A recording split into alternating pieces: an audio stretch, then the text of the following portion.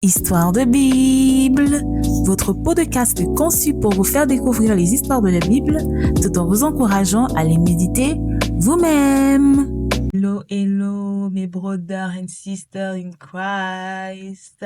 Bienvenue dans ce nouvel épisode de podcast d'Histoire de Bible.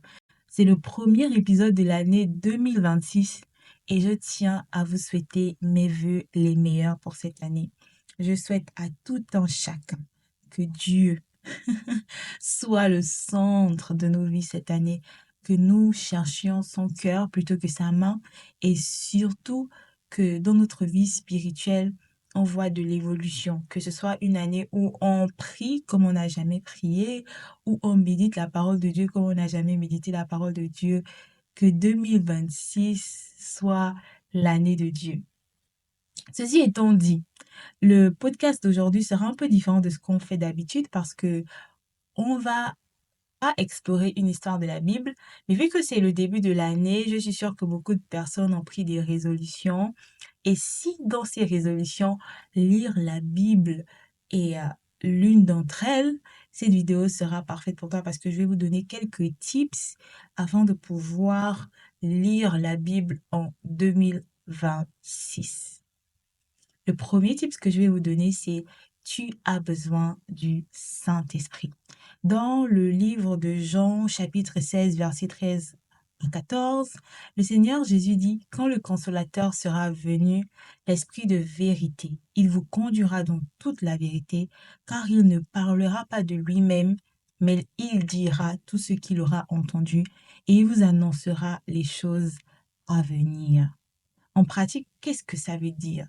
Ça veut tout simplement dire que la parole de Dieu est inspirée de Dieu et nous sommes des êtres humains. Si nous voulons comprendre la pensée de Dieu, nous avons besoin du Saint-Esprit.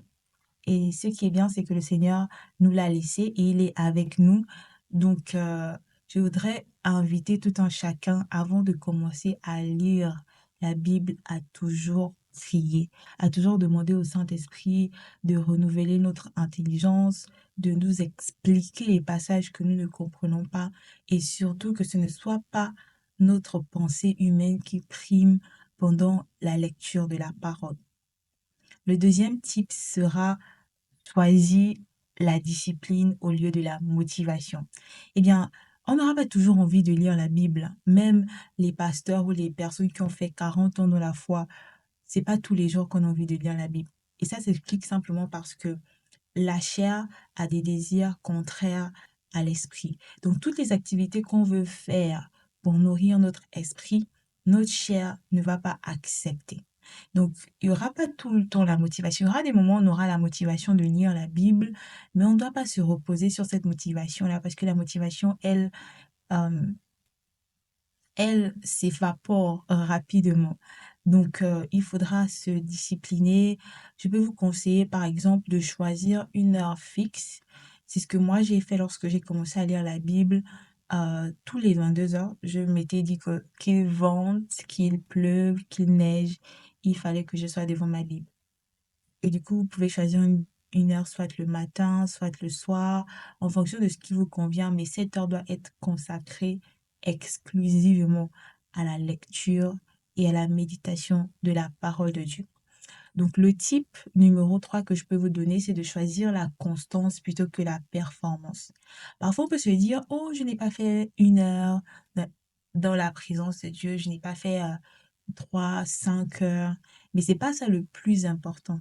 Le plus important, c'est la qualité du temps que l'on passe plutôt que la quantité du temps que l'on passe.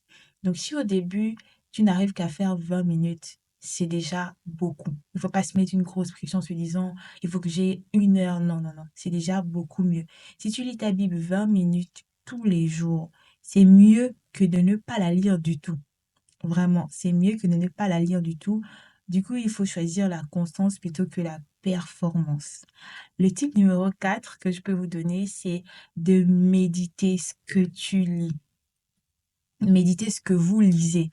Pas simplement lire la Bible, mais méditer. Et c'est quoi méditer? Méditer, c'est réfléchir sur ce que le texte dit, c'est voir comment appliquer à notre vie quotidienne. Et il y a des méthodes comme la méthode SOAP qui est très utile. En fait, c'est celle que j'utilise même. S, c'est pour scriptures. Tu relèves le verset ou le passage qui te parle le plus. O, c'est pour observation, c'est-à-dire que tu écris tout ce que le passage t'inspire. Après avoir prié, avoir demandé au Saint-Esprit de t'éclairer sur le passage, tu notes tout ce qui te vient en tête. Et le A, c'est pour application, c'est pour voir, en fait, tu réfléchis comment puis-je appliquer ce passage à ma vie. Ensuite, on a le P. Le P, je crois que c'est le truc le plus important. Il ne faut pas quitter une étude biblique ou une méditation sans ça. C'est la prière. C'est demander à Dieu de nous aider à appliquer ce que le passage nous aura enseigné. Et le type numéro 4, ce sera d'utiliser un plan biblique annuel ou un dévotionnel. Il y a certaines personnes qui ont besoin de structure. Donc, si ouvrir la Bible de manière aléatoire ne te convient pas, il y a l'application You Bible ou qui a plein de plans bibliques pour l'année ou plein de dévotionnels que tu peux utiliser. Ça permet en fait d'avoir déjà des passages prédéfinis à l'avance et ça enlève cette corvée là de devoir tout le temps penser à quoi euh, lire. Donc en 2026, j'espère que beaucoup de gens prendront cette peine-là de lire la parole de Dieu parce qu'honnêtement, si on veut grandir dans notre foi, dans notre relation avec le Seigneur, ça doit passer automatiquement par la lecture de la parole de Dieu. Beaucoup de gens prient, beaucoup de chrétiens prient, et c'est bien, mais ce qui nous permet réellement de connaître la pensée de Dieu, c'est sa parole. Un dernier tip que je peux vous donner, c'est de rejoindre une étude biblique. Honnêtement, avoir des personnes avec qui vous étudiez la Bible, que ce soit une fois par semaine ou une fois par mois, ça va vous ouvrir l'esprit sur plein de trucs. Parce que lorsqu'on étudie la Bible seul, on a une seule perspective. Mais lorsqu'on étudie la Bible à plusieurs, les différentes perspectives des autres nous permettent de voir les angles morts que nous n'avions pas sur l'histoire que nous étions en train de méditer. Donc, c'est tout pour aujourd'hui. C'est un épisode assez court. Je trouvais que c'était assez important de commencer l'année par cet épisode. J'ai pris que le Seigneur puisse nous aider à être constant dans la lecture de notre Bible cette année. Et on se dit à bientôt pour le prochain épisode. Je vous fais plein de bisous. Bye bye.